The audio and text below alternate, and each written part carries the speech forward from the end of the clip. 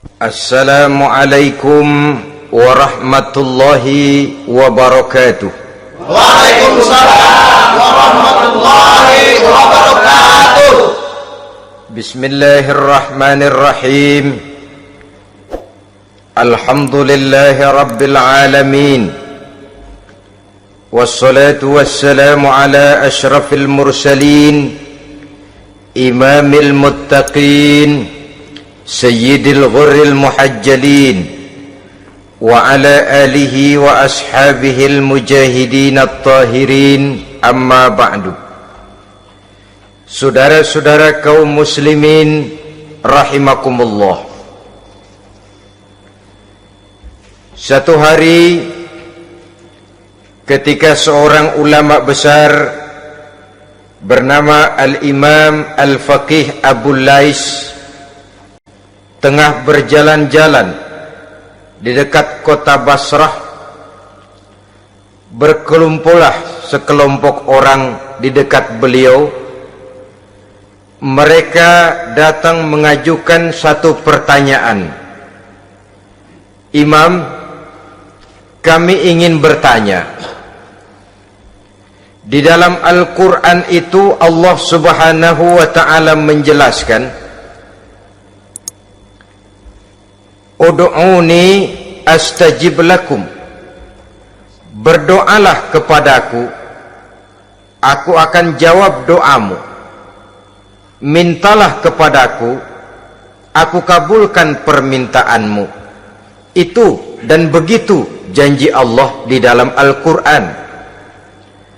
Kami, kata orang-orang tadi, sudah lama berdoa kepada Allah. Tapi kenapa sampai sekarang doa kami ini belum dikabulkan? Katanya, ud'uni astajib lakum. Kalau kamu berdoa, aku jawab, aku penuhi, aku kabulkan doamu. Itu janji Allah. Kami sudah lama berdoa pagi, sore, siang, malam. Nyatanya sampai sekarang doa kami belum dikabul-kabulkan. Ini bagaimana? Apa ayat Quran salah? Apa Tuhan lagi lempengan nggak denger?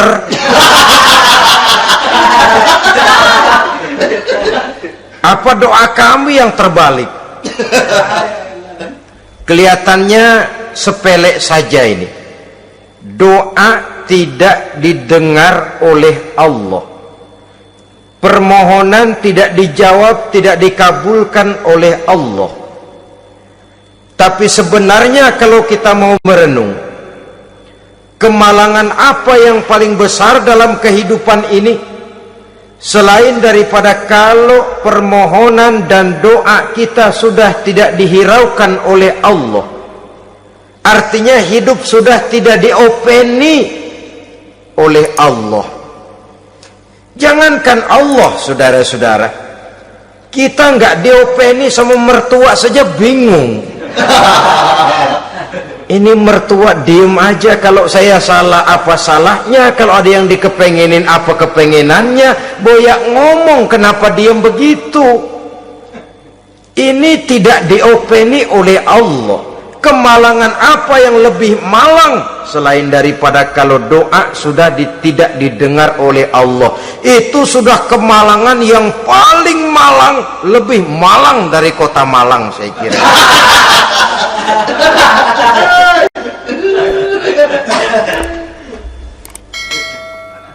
Menghadapi pertanyaan ini, Imam Al-Faqih Abu Lais senyum. Lalu beliau berkata, tuan-tuan, tahu kenapa doa tuan-tuan tidak dijawab, permohonan tidak dikabulkan? Allah sudah tidak memperdulikan tuan-tuan ini. Kami tidak tahu, Imam, maka kami bertanya. Begini, hati tuan-tuan itu mati. Dari hati yang mati, channel tidak nyambung kepada Allah. Dari channel yang putus tidak ada getaran strom, bagaimana akan timbul gejala? Hatimu mati, jadi pantas kalau doa tidak dikabulkan, permohonan tidak dipenuhi, doa tidak terjawab, hatimu mati. Saudara-saudara kaum muslimin dari hati yang mati ini, getaran tidak akan sampai ke hadratullah azza wa jalla. Nah, ini juga satu penyakit yang kita sangat khawatirkan, yaitu apabila hati kita sudah mati selagi jasad masih hidup. Artinya, jadilah kita bangkai berjalan di hadapan Allah subhanahu wa ta'ala.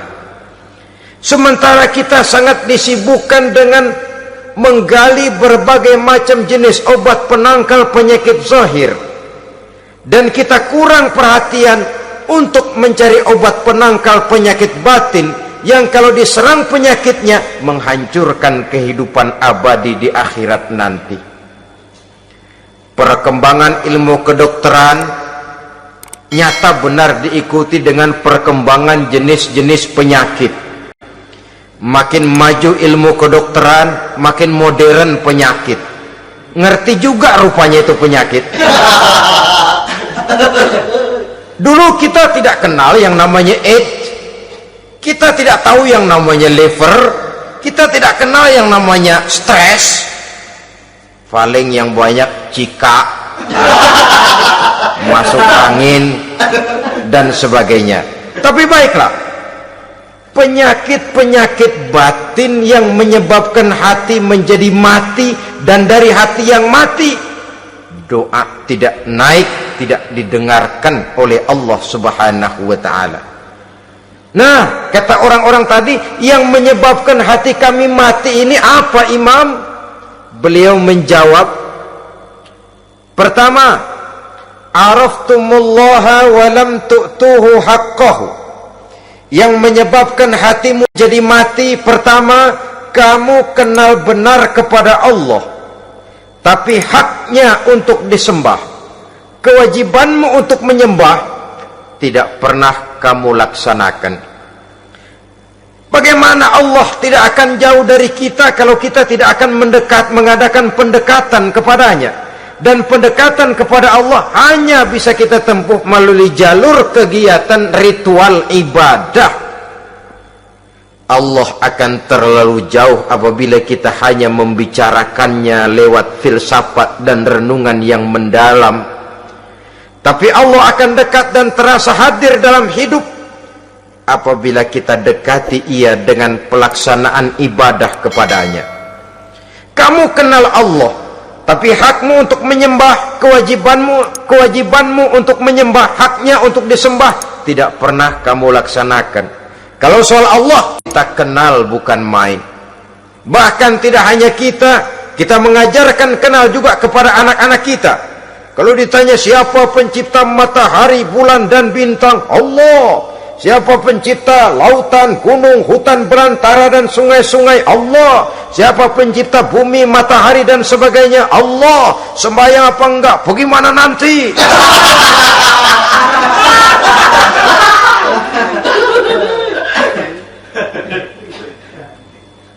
Tanpa pendekatan, Allah akan jauh. Apabila Allah jauh, maka doa tidak akan didengarkan olehnya.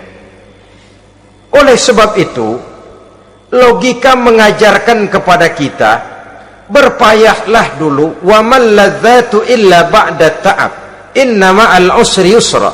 Di balik kesulitan menunggu kemudahan. Nikmat baru akan terasa, kelezatan hidup baru akan terasa setelah kita jerih payah banting tulang peras keringat. Rasanya memang lebih nikmat sepotong singkong hasil cucuran keringat sendiri ketimbang roti dijejelin orang. Ini berarti kita ingin mohon pertolongan kepada Allah, sementara dengan Allah sendiri kita jauh. Sama saja dalam kehidupan kita analoginya, saudara-saudara. Orang tidak kenal kepada saudara, tahu-tahu jauh dari saudara, tahu-tahu datang mau minjem duit. Apa kesan saudara? Enak aja, kenal enggak, deket enggak, datang-datang mau minjem duit. Emang duit percetakan bapak lu?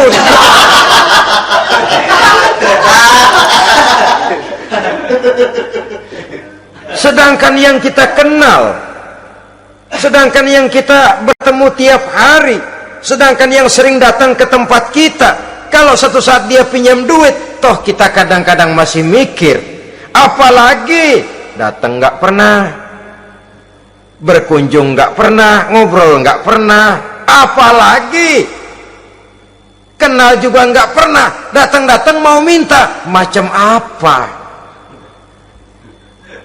Datang nemuin Tuhan setahun 2 kali, Idul Fitri doang sama Idul Adha. Doa cerewet banget. Apa itu? Apa aja diminta. Saudara hadirin, bagaimana doa akan kabul, permohonan akan dijawab? Jikalau kita jauh dari Allah, kita kenal Allah, haknya untuk disembah, kewajibannya untuk menyembah, tidak pernah kita laksanakan. Itu yang menyebabkan hati kita lalu menjadi mati. Padahal mengenal Allah, setelah mengenalnya, mengadakan pendekatan kepadanya melalui ritual ibadah yang dicontohkan oleh Rasulullah Sallallahu Alaihi Wasallam. Ini hal pertama yang menyebabkan hati jadi mati. Kamu terlalu kenal Allah tapi tidak pernah menyembah kepadanya. Sama aja orang kerja kagak, habis bulan mau minta gaji. Karena kita jitak kepalanya. Macam apa? Kerja enggak, tahu-tahu datang mau minta gaji. Kerja dulu yang baik, habis bulan baru enggak diminta pun memang sudah ada jatahnya. Ibadah dulu kita kepada Allah. Soal Allah memberikan karunia kepada kita, itu hak Allah. Apabila kita dekat dengannya, ibadah yang kita laksanakan benar, karunia itu akan datang kepada kita. Saudara-saudara, yang kedua yang menyebabkan hati jadi mati, qara'tumul Qur'an walam ta'malu bih. Kamu baca Al-Quran tapi ajarannya tidak pernah kamu amalkan. Kamu baca Quran tapi isinya kamu injak-injak. Sehingga ada peringatan dari Rasul Sallallahu Alaihi Wasallam. Beliau bersabda, "Iza azzamat ummatid dunya wa fi riwayatin dinaran wa dirhaman nuzi'at minha haibatul Islam. Wa iza turikatil amru bil ma'rufi wan nahyu 'anil munkari hurimat 'alaihim barakatul wahyi. Wa iza tasabat ummati saqatat min ainillah." 3 peringatan keras tapi yang merupakan gejala penyakit kita umat Islam diperingatkan oleh Nabi kita. Pertama, iza azzamat ummatid dunya. Apabila umatku telah terlalu mengagung-agungkan dunia, apabila umatku telah jatuh menjadi umat yang materialistis, segalanya diukur dari sudut keduniaan saja, nuzi'at minha haibatul Islam, maka akan dicabutlah dari mereka kehebatan agama Islam.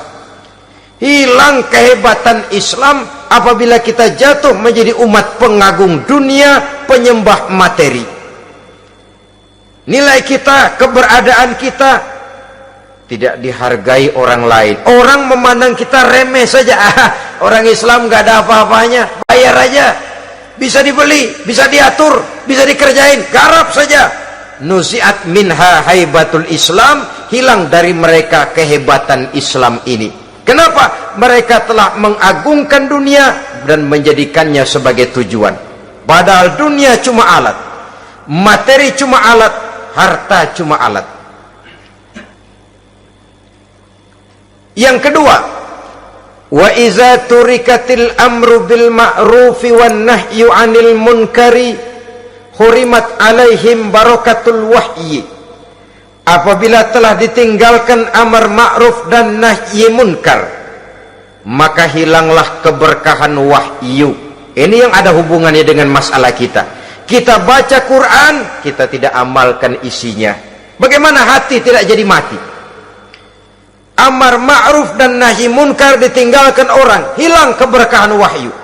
pada saat itu boleh jadi Quran ada, tapi cuma tinggal tulisan saja. Islam ada, cuma tinggal sekedar nama saja. Diseminarkan, disimposiumkan, dimuktamarkan, tapi tidak dijabarkan dalam kehidupan sehari-hari. Apabila amar ma'ruf dan nahi munkar telah ditinggalkan orang, hilang keberkahan Quran itu. Akibatnya apa? Apabila amar ma'ruf tidak lagi digalakkan orang, nahi munkar tidak dilaksanakan orang, lalu orang menilai sesuatu menurut seleranya sendiri. Mana yang ma'ruf, mana yang munkar, tidak ada lagi patokan utama. Kalau baik kata otaknya, dia kerjakan. Tidak baik menurut otaknya, dia tinggalkan. Agamanya adalah otak, berhalanya adalah akal. Akhirnya umat kehilangan pedoman. Tidak lagi jelas mana batas yang ma'ruf, mana batas yang munkar. Dalam kondisi sedemikian, akhirnya akan terjadi penjungkiran nilai. Paling celaka nantinya, yang ma'ruf malah dianggap munkar, yang munkar malah menjadi ma'ruf. Peringatan ketiga dari Nabi, wa iza tasabat ummati saqatat min ainillah. Apabila umatku sudah saling berbantahan, apabila umatku sudah saling caci memaki, saqatat min ainillah, jatuhlah mereka dalam pandangan Allah Subhanahu wa ta'ala. Hilang wibawa umat yang sudah saling mencaci maki, saling menjatuhkan, saling gasak, gesek, gosok. Justru agama menganjurkan kita ini saling asah, asih, asuh. Kadang yang kita praktekkan, kita ini saling gasak. Yang kedua, saling gesek. Yang ketiga, saling gosok. Gasak, gesek, gosok, kacau kita ini. Saling gasak, menjegal kawan seiring, menggunting dalam lipatan. Saling gosok, fitnah sana, fitnah sini. Saling gesek, sikut kiri, sikut kanan. Tidak peduli orang lain luka dan sebagainya. Yang penting dia bisa nangkring. Jatuh kita dalam pandangan Allah apabila umat sudah saling mencaci maki. Maka kita kembali kepada persoalan hal kedua yang menyebabkan hati jadi mati, qara'tumul Qur'an walam ta'malu bih. Kita baca Al-Qur'an tapi ajarannya nyaris tidak kita amalkan di dalam kehidupan kita. Akibatnya hati lalu jadi mati. Itu yang kedua. Yang ketiga yang menyebabkan hati jadi mati dan doa tidak terjawab, idda'aitum annakum min ummati Muhammadin sallallahu alaihi wasallam wa lam ta'malu bi sunnatihi. Kamu mengaku, kamu memproklamirkan diri sebagai umatnya Nabi Muhammad, tapi sunnahnya tidak pernah kamu amalkan. Malahan perkembangan paling akhir bukan saja tidak mau mengamalkan sunnah, malah mengingkari sunnah. Inna lillahi wa inna ilaihi raji'un.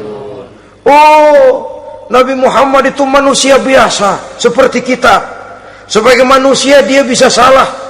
Dan ternyata hadis banyak yang palsu.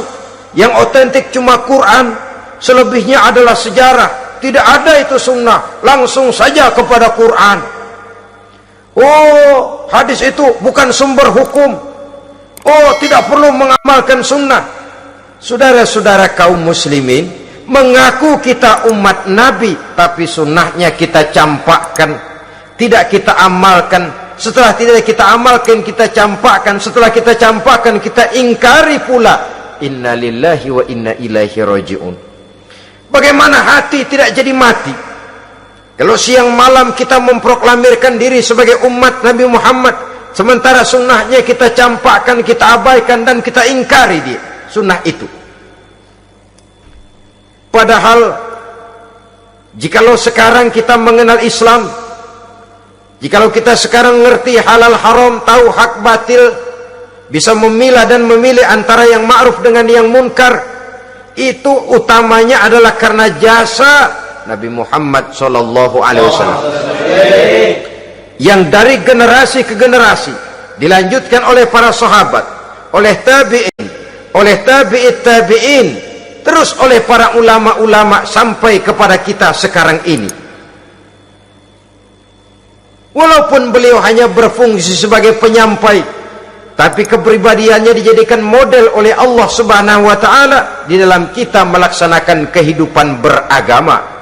Bahwa beliau manusia seperti kita, memang dalam arti unsur biologisnya ya manusia, punya darah, punya daging, punya hati, punya perasaan, bisa sedih, bisa gembira, tetapi beliau itu termasuk basyarun la kal basyar, manusia yang tidak seperti manusia pada umumnya, punya spesifik. Dan itu wajar sebagai seorang Rasul pilihan Allah, apalagi merupakan Rasul pilihan dari sekian puluh pilihan. Bahwa jamrud itu batu memang, tapi nilainya kan berbeda dengan batu kolar. Satu truk batu kolar dengan barangkali segenggam batu jamrud, nilainya tentu jauh lebih mahal batu jamrud. Kalau soal batunya, sama batunya, tapi nilainya berbeda karena esensinya berbeda. Kita manusia, Nabi Muhammad juga manusia, sama manusianya memang, tapi kualitasnya, nilainya tentu jauh panggang daripada api. Itu sebabnya Allah menjadikan beliau sebagai model. Laqad kana lakum fi rasulillahi uswatun hasanah. Di dalam diri Rasul itu terdapat contoh teladan yang sangat baik bagi kita. Oleh karenanya, pada pertemuan kali ini, apabila kita konsekuen mengaku umat Nabi Muhammad, marilah konsekuen juga menegakkan sunnahnya. 3. Yang keempat, yang menyebabkan hati jadi mati dan doa tidak terjawab, akaltum ni'mata rabbikum walam tashkurulah. Tiap hari kamu makan nikmat Tuhanmu, tapi kamu tidak pernah mau bersyukur kepadanya, kepada Allah Subhanahu wa ta'ala. Nikmat Tuhan kita doyan banget, tidak pernah sehari dan sesaat pun terlepas diri dan hidup ini dari nikmat-nikmat yang diberikan Allah. Sejak kita bangun tidur sampai tidur kembali, bahkan tidur itu sendiri, di pasar, di sawah, di kantor, dimanapun kita berada, nggak pernah nikmat Allah berhenti. Hidup kita dalam alam diberikan segala fasilitas untuk menunjang kehidupan. Nggak pernah Allah pasang pajak matahari, nggak pernah Allah pasang pajak gas udara. Nikmat-nikmat yang banyak itu tiap hari kita kecap, tiap hari kita nikmati, tapi kita tidak pandai bersyukur. Padahal Allah memberikan peringatan keras dalam hadis qudsinya, man lam yashkur ala na'mai wa lam yasbir ala balai falyakhruj min tahti samai wal yatlub rabban siwaya. Siapa yang tidak mau bersyukur terhadap nikmat yang aku berikan kepadanya dan tidak mau bersabar terhadap ujian yang aku berikan kepadanya, silahkan keluar saja dari kolong langit ini dan cari Tuhan selain aku. Diusir oleh Allah. Kalau orang tidak mau bersyukur terhadap nikmat yang aku berikan dan tidak mau bersabar terhadap ujian yang aku timpakan, keluar dari kolong langitku, keluar, cari Tuhan selain aku. Diusir. Lah yang ngusir Allah. Anak sekarang bilang mau ke Menong.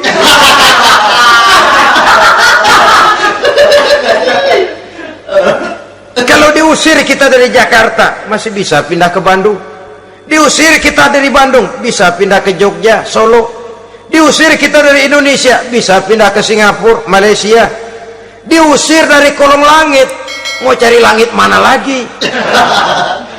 Kalau kau tidak mau mensyukuri nikmatku, tidak sabar terhadap ujian yang aku berikan kepadamu, keluar saja, keluar dari kolong langitku ini, cari Tuhan selain aku. Kalau istilah kita mah Tuhan udah jengkel banget udah itu. Nikmatku, yang nikmat yang aku berikan kau makan, tapi kepadaku engkau tidak pernah mau bersyukur. Saudara-saudara kaum muslimin rahimakumullah, wajar. Kita dulunya tidak ada, sekarang ada, nikmat. Susunan biologis manusiawi kita demikian cantik, nikmat. Tinggal di bumi, fasilitas yang kita perlukan disediakan, tinggal kemampuan kita mengelolanya, nikmat. Diberikan kita otak yang membedakan kita dengan binatang, nikmat. Diberikan kita agama, diutus para rasul untuk jadi model dalam kehidupan kita, nikmat. Kalau cara kita emang kurang apa sih? Apa yang kurang, hai manusia? Engkau tidak ada, aku adakan. Kalau aku perintahkan kau tinggal di bulan, mungkin kau tidak akan sanggup hidup. Begitu lahir juga kelepek-kelepek habis. Ya nggak ada HO2 toh di bulan, mau ngisap apa? Aku tinggalkan kau, aku perintahkan tinggal di permukaan bumi. Alamnya indah, fasilitas serba menunjang. Nikmati semuanya, semuanya untuk kamu, semuanya. Satu pintaku, syukuri nikmat yang aku berikan kepadamu. Ya bukan cuma syukur dalam ucapan, syukur dalam perbuatan.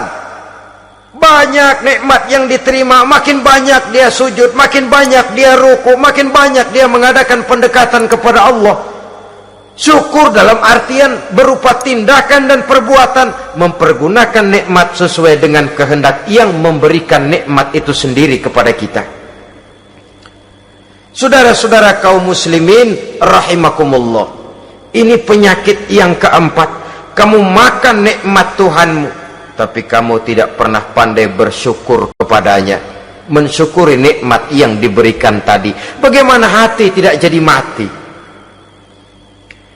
Kita sibuk mempersolek jasmani, mencari obat penangkal penyakit zahir.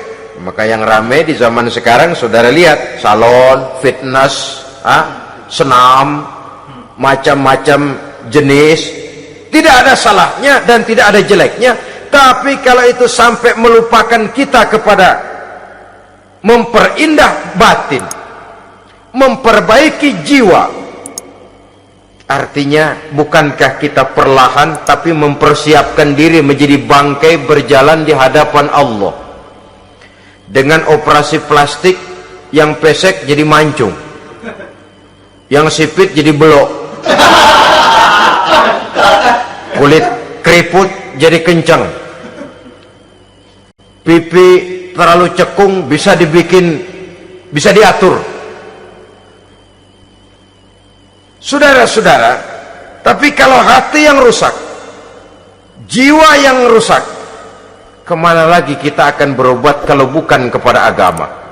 Maka hati itu jadi mati apabila kita selalu memakan nikmat Allah dan tidak pandai mensyukuri nikmat itu. Dari hati yang mati tidak akan ada getarannya. Oleh sebab itu doa tidak terjawab. Selain yang menyebabkan doa tak terjawab dari sebab matinya hati, qultum annal mauta haqqun wa lam tasta'iddu lahu. Kamu berkata, kamu yakin bahwa mati adalah sesuatu yang benar, tapi kamu tidak pernah punya persiapan untuk mati. Padahal menurut logika, orang yang akan bepergian jauh tentu dia harus mempunyai bekal yang cukup. Semakin jauh jarak perjalanan yang akan ditempuhnya, semakin banyak perbekalan yang harus dibawanya. Dahulu, seketika beberapa jamaah dari Yaman akan melaksanakan ibadah haji dengan nekat, mereka berprinsip, pokoknya kan berangkat haji jadi tamunya Allah, nanti Allah yang akan ngelayanin. Mereka nekat, modal badan doang berangkat. Diadukan kepada baginda Rasul, lalu turun peringatan dari Allah, wa tazawwadu fa inna khairaz zadi taqwa. Jangan begitu, bawa bekal. Sesungguhnya bekal yang paling baik adalah takwa. Bahwa berangkat dengan bekal takwa itu bekal yang paling utama. Tapi bekal-bekal yang lain pun jangan diabaikan. Kalau kita akan berangkat untuk tujuan yang baik, bekal yang paling utama memang takwa. Tapi tidak berarti harus mengabaikan bekal-bekal yang lain. Begitulah, semakin jauh perjalanan yang akan kita tempuh, semakin banyak bekal yang harus kita hadapi. Kalau saudara mau pergi ke Surabaya, tidak membawa bekal kemudian berani berangkat, rasanya sih saya pikir itu bukan berani, nekat namanya. Sama saja orang belum pernah sembahyang mati. Nekat tuh orang. Berani amat. Belum berbuat kebaikan barang sedikit pun sudah mati. Nekat namanya itu. Sama saja tadi, nggak bawa bekal apa-apa berangkat ke Surabaya. Sampai Surabaya belum tentu, sengsara udah jelas. Belum punya bekal yang baik sudah mati. Sampai ke surga belum tentu. Tapi kebelangsak dan sengsara, rasa-rasanya pasti itu. Oleh karena itu, kalau kita yakin mati sesuatu yang benar, sesuatu yang pasti datang menimpa, maka hendaklah kita mempersiapkan bekal. Kemudian, idda'aitumun najata minan nar, wa ramaitum fiha anfusakum. Kamu memproklamirkan diri ingin selamat dari neraka, tapi kamu lemparkan dirimu ke dalam neraka. Bagaimanapun bajingannya bajingan, kalau ditanya, ente mau masuk neraka enggak? Jawabannya pasti enggak. Itu pasti perbuatannya sendiri yang melemparkan dirinya ke dalam neraka. Membiarkan dirinya berlarut-larut, bertimbun-timbun dalam dosa dan kesalahan. Dan tidak akan ada niatan untuk memperbaiki diri. Hanyut di meja judi, habis ditelan minuman keras, fitnah sana, fitnah sini, hasud sana, hasud sini. Padahal mulutnya ingin selamat dari neraka, perbuatannya malah melemparkan dirinya ke dalam api neraka. Tidak ada orang yang lebih sayang kepada diri kita selain kita sendiri. Dan menyayangi diri itu tidak cuma dengan memandikannya sehari 3 kali, memakaikannya parfum dengan segala macam merek, memakai sabun yang wangi-wangi, minyak yang harum-harum. Lebih daripada itu, jaga dan sayangi diri. Jangan jatuhkan dia ke dalam perbuatan-perbuatan yang bisa menjerumuskan diri itu ke dalam neraka. Kemudian disambung oleh Imam Al-Faqih Abu Lais yang menyebabkan doa tidak terjawab karena hati mati. Idda'aitum dukhulal jannah walam ta'malu laha. Kamu ingin masuk surga, tapi kamu berat mengamalkan perbuatan yang bisa menyampaikan kamu ke surga. Semua kita kalau ditanya, mau masuk surga? Mau. Tapi jarang yang berlomba melakukan perbuatan-perbuatan yang bisa menyampaikan kita ke surga. Kemudian yang terakhir kata Imam Al-Faqih Abu Lais, dafantum mautakum walam ta'tabiru laha. Kamu menguburkan orang yang mati di antara kamu, tapi kamu tidak bisa mengambil iktibar, tidak bisa mengambil pelajaran dari mayit yang jenazah yang kau kuburkan itu. Mestinya kan nguburin orang tuh membuat sadar. Iya, kalau sekarang dia saya baringkan di liang lahat, menghadap ke arah kiblat, bantalnya tanah. Setelah itu ditutup dengan papan, lalu ditimbun dengan tanah. Iya, sekarang giliran dia. Giliran saya, entah besok, lusa, bulan depan, tahun depan. Tapi pasti mengubur mayat, mengubur jenazah, tapi tidak bisa mengambil iktibar dari yang dilaksanakannya itu. Ini merupakan penyakit-penyakit batin yang merupakan handicap, yang menimbulkan jarak antara kita dengan Allah Subhanahu wa ta'ala. Pantas kalau itu semua ada pada diri kita, hati jadi mati. Dari hati yang mati, doa tidak akan tembus. kita tidak lagi akan diperdulikan oleh Allah Subhanahu wa taala. Dan itu sekali lagi kemalangan yang terbesar dalam kehidupan kita. Bagaimana jalan keluarnya? Pertama, memperbaiki batin kita, menyelamatkan diri daripada penyakit-penyakit yang bisa mematikan hati seperti yang sudah saya sebutkan tadi.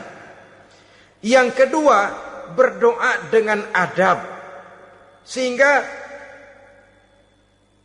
tata cara di dalam kita bermohon kepada Allah Subhanahu wa taala dibicarakan secara khusus oleh Al-Imamul Ghazali dalam kitab Ihya beliau yang disebut adabud doa. Adab di dalam kita melaksanakan doa kepada Allah Subhanahu wa taala. Setelah batin ini bersih dari penyakit-penyakit hati yang bisa menyebabkan hati jadi mati, berdoalah kita kepada Allah. Bagaimana adabnya? Kata Imamul Ghazali rahimahullah, yang pertama hendaklah ia di dalam berdoa itu memilih waktu yang mulia. Minal awqatis syarifah, kata beliau. Memilih waktu-waktu yang punya nilai mulia. Ramadan dalam 1 tahun, Jumat dalam tiap minggu, sepertiga malam yang akhir pada setiap hari. Waktu-waktu yang punya nilai mulia. Walaupun misalnya saudara berdoa pada hari Kamis, tidak ada halangannya Allah mau kabulkan. Ini tidak berarti bahwa kalau sudah berdoa hari Jumat lalu hari Kamis tidak mau berdoa, tidak. Lebih memilih mengintai waktu-waktu yang punya nilai mulia. Lailatul Qadar sekali dalam setahun. Waktu-waktu yang punya nilai mulia. Logikanya begini, saudara-saudara. Kalau kita datang ke rumah seseorang, tujuan utama kita minjem duit, yang paling pertama kita perhitungkan tanggal berapa nih? Kan itu toh, tanggal berapa? Kalau tanggal 20 atuh minjem duit, orang lagi ngap-ngapan, boro-boro dia bisa minjemin, dia sendiri mungkin lagi pusing. Kita lebih dulu kita amatin tanggal berapa nih? Yang enak sore apa siang? Jam 2. Jam 2 dia baru pulang dari kantor, tapi giliran tidur. Kalau dia tidur dibangunin, datang mau minjem duit, kagak dimaki-maki sudah kebagusan deh. Kan kita lihat waktunya, timingnya kata orang sekarang. Tanggal berapa, sore apa malam, apalagi gulem apa terang bulan. Itu semua sudah kita atur sedemikian rupa, memilih waktu. Yang kedua kata Imamul Ghazali, memilih keadaan yang istimewa. Kalau tadi soal waktu, yang kedua soal keadaan.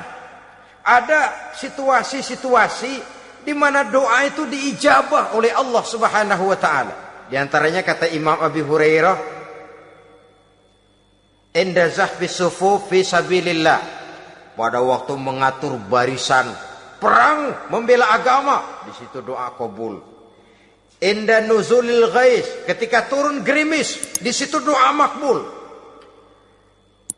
Inda iqamis shalah, ketika salat mau didirikan, riwayat lain bainal azan wal iqamah, antara azan dan qomat, di situ doa makbul. Itu memilih keadaan-keadaan.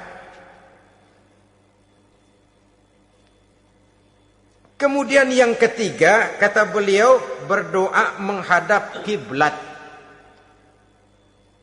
Ya, apa kalau doa madhab mudik Tuhan kagak tahu? Tahu. Tuhan gak dengar? Dengar, cuma lebih etis. Lebih etis kalau kita berdoa menghadap ke arah kiblat. Saudara-saudara kaum muslimin rahimakumullah. Yang keempat, hifdzus shaut, menyederhanakan suara. Tidak terlalu keras, juga tidak terdengar orang lain, apalagi kalau doa kita diaminkan oleh orang lain. Tidak usah terlalu keras. Kenapa? Karena Allah yang kita meminta kepadanya bukan zat yang tuli, bukan zat yang buta, bukan zat yang tidak dengar, bahkan dia maha dengar. Juga tidak terlalu seperti orang berbisik-bisik, apalagi kalau doanya doa bersama-sama. Tapi kadang-kadang terdorong oleh husnuzon dari para makmum saja. Tidak peduli apa yang dibaca oleh imam, yang kedengaran cuma amin aja gerengan. Amin, amin, amin, amin, amin, amin.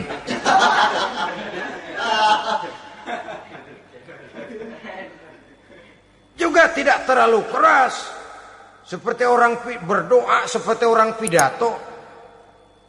Saudara-saudara kaum muslimin rahimakumullah. Yang kelima, alla yatakallafa saja' fid du'a. Dalam berdoa, kalau istilah kita, jangan nyelongcong. Suja' ini menunjukkan sikap berani kepada Allah. Misalnya ada orang berdoa, ya Allah ampunilah saya kalau engkau mau. Kalau Allah mau. Kasihanilah saya ya Allah kalau engkau mau. Itu doa orang songong. Atau sama saja, ya Allah berilah saya rezeki dikit aja. Emang kenapa pakai begitu?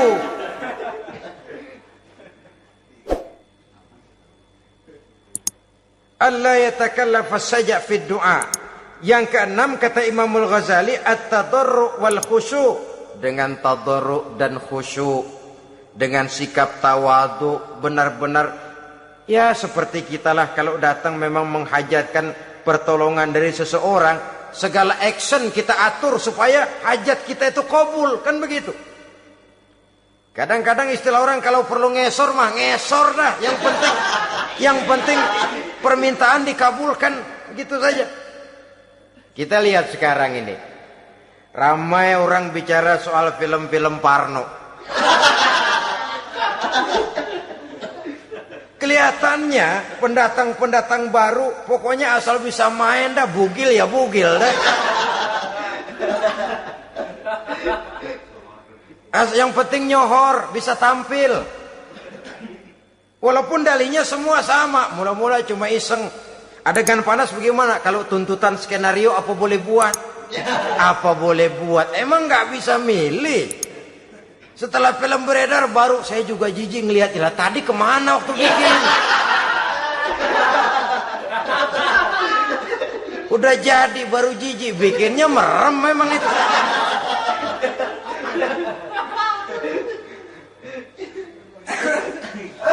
Tapi ada satu analogi, asal bisa main, asal bisa tampil di layar, apa saja jadi taruhan sudah. Bugil ya bugil dah, nggak soal dah, pokoknya bisa main, tampil, nyohor, masuk koran. Udah seperti kata-kata orang Arab, bul ala zamzam fatu'raf. Kalau pengen terkenal kencingin sumur Zamzam. Artinya apa? Bikin yang aneh-aneh, yang orang nggak kerjain, ntar ngetop. Yang ngetop lempengan jeleknya. Sumur Zamzam dikencingin, kan nyohor itu. Sedunia orang kenal. Kenapa? Gila. Saudara-saudara kaum muslimin rahimakumullah, sangat kita sayangkan kalau lalu orang berlomba-lomba dengan cuma modal paha mulus, wajah cantik, dimauin apa saja mau, lalu bisa tampil. Akibatnya yang jadi korban adalah anak-anak kita. Disuguhi tontonan-tontonan yang meracuni jiwa mereka. Walaupun akibatnya barangkali ya lain, seperti band orkes dengan film memang akibatnya tidak langsung ya. Kalau band orkes akibatnya langsung, dia bisa berantem di tempat lokasi. Film orang nonton tahu dia di tempat itu, bukan di tempat itu dia praktek, pulang jadi pikiran dia. Tadi serem ya, ntar kalau udah kesempatan kita praktek. Ntar ngancemnya itu yang gak enak. Tapi yang saya analogkan dengan persoalan kita, tingkah pola artis apapun dilakukan asal bisa main. Nah itu tuh, asal dapat kesempatan acting. Dalihnya ya tuntutan skenario lah. iseng lah, macam-macam lah. Tapi yang jelas satu target, saya harus dapat kesempatan main. Untuk sampai ke situ, cara apa saja harus saya tempuh. Tidak peduli harus menginjak-injak norma dan budaya bangsa yang luhur. Tidak peduli harus bertentangan dengan kaidah agama. Tidak peduli hasilnya meracuni umat masyarakat, terutama generasi muda. Yang penting kan ngetop. Saudara-saudara, baiklah ya, itu soal lain. Tapi soal kita ialah at-tadarru wal khusyu'. Bermohon kepada Allah dengan tadarru, khusyuk dan tawadhu. Seperti kalau kita mau bermohon kepada seseorang, kita merendahkan diri.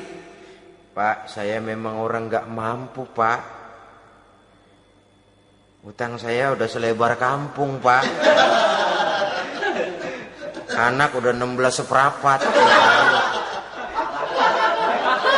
Apa saja kita meratap, menghibah, mengeluh, merintih, ujungnya kan yang penting gue minjem duit dapat dah gitu.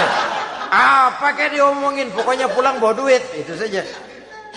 Itu strategi manusiawi.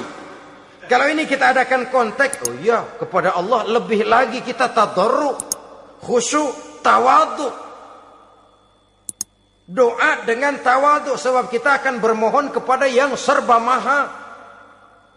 Menghadap ke arah kiblat, duduk bertafakur dengan khusyuk, tawadhu. Jangan doa sembari tolak pinggang.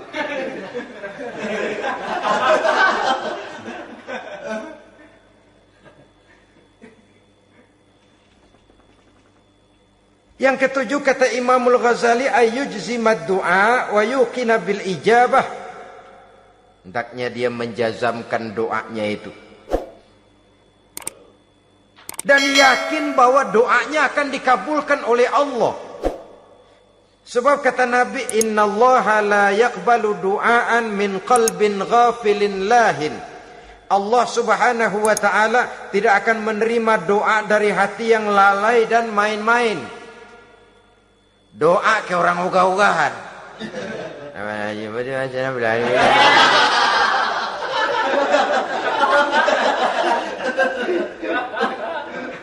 Kali malaikat nyongok dong, lu minta apa lu?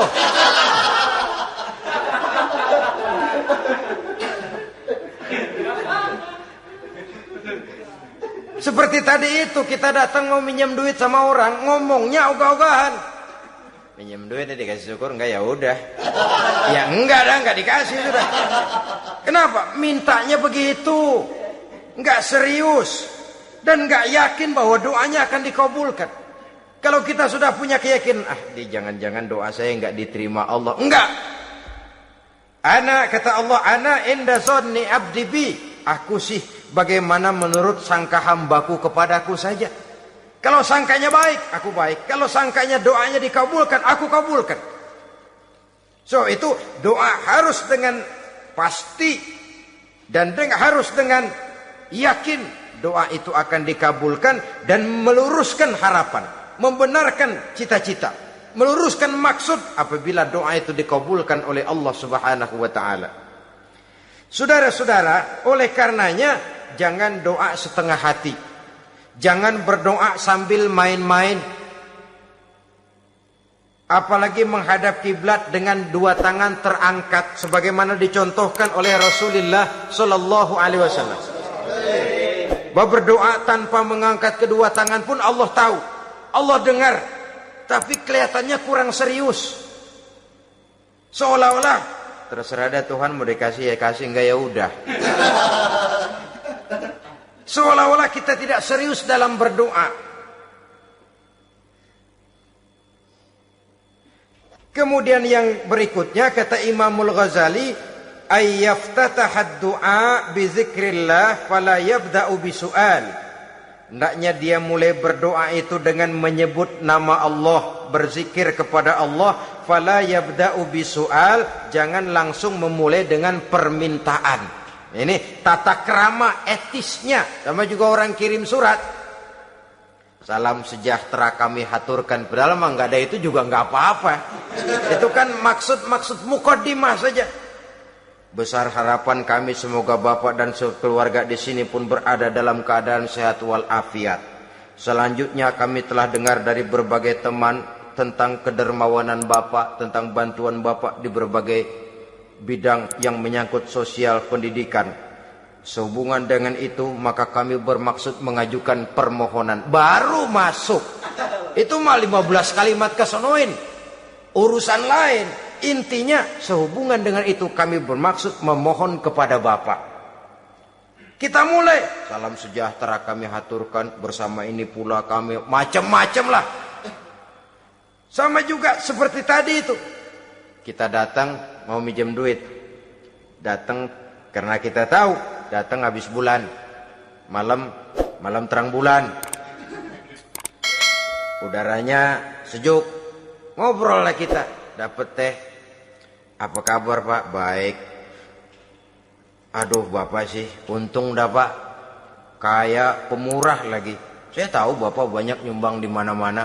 Di Angon aja tuh orang di Angon.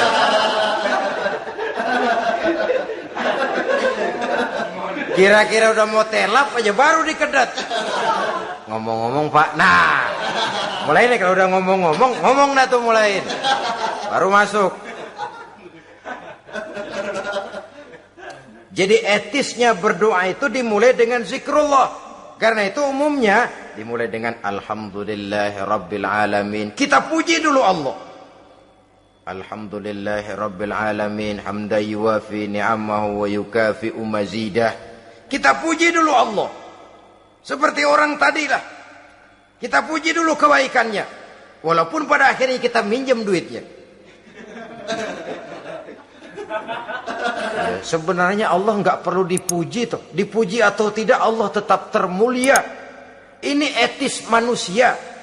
Allah tidak berharap untuk dipuji oleh manusia. Allah tidak untung seluruh alam memujinya. Manusia mau memuji atau tidak itu urusan manusia sendiri. Allah tidak minta untuk dipuji. Allah juga tidak gila kepada pujian. Kalau kita memulai doa dengan pujian, etis kita kepada Allah Subhanahu wa taala di dalam kita bermohon kepadanya. Saudara-saudara kaum muslimin rahimakumullah. Kemudian menyesuaikan doa dengan kondisi. Ini termasuk syarat batin ya, taubat wa raddul mazalim kata Imam Ghazali, menolak segala macam kezoliman. Artinya kalau berdoa itu tahu diri. Kalau gaji kita sebulan 700 atau 800 900 ribu, berdoa minta rezeki 1 juta, itu tahu diri namanya.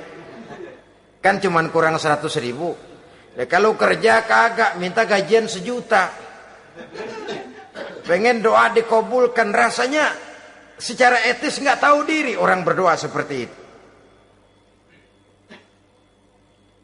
Orang datang mau minta duit, mau pinjam duit kepada kita, kan kita lihat kira-kira mampu ngembaliin nggak nih orang. Kita lihat, kita evaluasi kemungkinannya. Lalu si yang minjem tentu tahu diri. Kalau memang kekuatannya ngembaliin, tidak seperti kekuatannya mulangin, hendaknya dia timbang rasa. Begitu juga kepada kita etisnya kepada Allah Subhanahu wa taala. Tahu diri, menyesuaikan doa dengan keadaan. Kalau tidak ada gap terlalu jauh panggang daripada api, nanti nasibnya bagai si pungguk merindukan bulan. Apabila adab-adab di dalam berdoa ini kita perhatikan, sejak dia dari adab yang zahir sampai kepada adab yang batin, kemudian penyakit-penyakit yang membuat hati itu jadi mati, maka insya Allah doa kita dijabah oleh Allah Subhanahu wa taala. Dalam Al-Baqarah ayat 186 Allah Subhanahu wa taala menjelaskan, wa iza sa'alaka ibadi anni fa inni qarib ujibu da'watad da'i iza da'ani falyastajibu li wal yu'minu bi la'allahum yarshudun. Apabila hambaku bertanya kepadamu Muhammad tentang aku, kata Allah, fa inni qarib, katakan kepadanya aku dekat sekali dengan mereka. Ujibu da'watad da'i iza da'ani, aku akan jawab aku kabulkan permohonan orang-orang yang berdoa kepadaku. Falyastajibuli wal yu'minu bi, maka hendaknya mereka juga menjawab panggilanku atas dasar iman kepadaku. La'allahum yarsyudun, semoga dengan ini mereka kelak mendapat petunjuk. Saudara-saudara, Al-Baqarah 186 ini dengan nyata menjelaskan kepada kita, Allah akan menjawab doa, mengabulkan permohonan apabila kita falyastajibuli wal yu'minu bi, juga menjawab panggilan Allah atas dasar beriman kepadanya. Logikanya tadi itu, araftumullaha wa lam tu'tuhu haqqahu. Kita tidak pernah mau menjawab panggilan Allah sementara kita berharap doa kita dijawab oleh Allah. Apa enggak pincang? Apa enggak berat sebelah? Panggilan Allah kita berat memenuhinya, sementara kita sangat berharap agar permohonan kita, seruan kita dikabulkan oleh Allah. Menjawab panggilan Allah atas dasar beriman kepadanya. Kenapa? Ada orang menjawab panggilan bukan berdasarkan iman, tapi karena target lain. Datang sembahyang Jumat paling dulu, target utamanya pulang juga paling dulu nyabet sendal, nyabet sepatu. Menjawabnya iya, tapi tidak karena iman. Jadi apabila kita rajin menjawab panggilan Allah atas dasar beriman kepadanya, maka seruan, permohonan, doa niscaya dikabulkan olehnya. Ini saja, mudah-mudahan ada manfaatnya. Terima kasih atas segala perhatian. Mohon maaf atas segala kekurangan. Usikum wa nafsi bitaqwallah. Wassalamualaikum warahmatullahi wabarakatuh. Waalaikumsalam warahmatullahi wabarakatuh.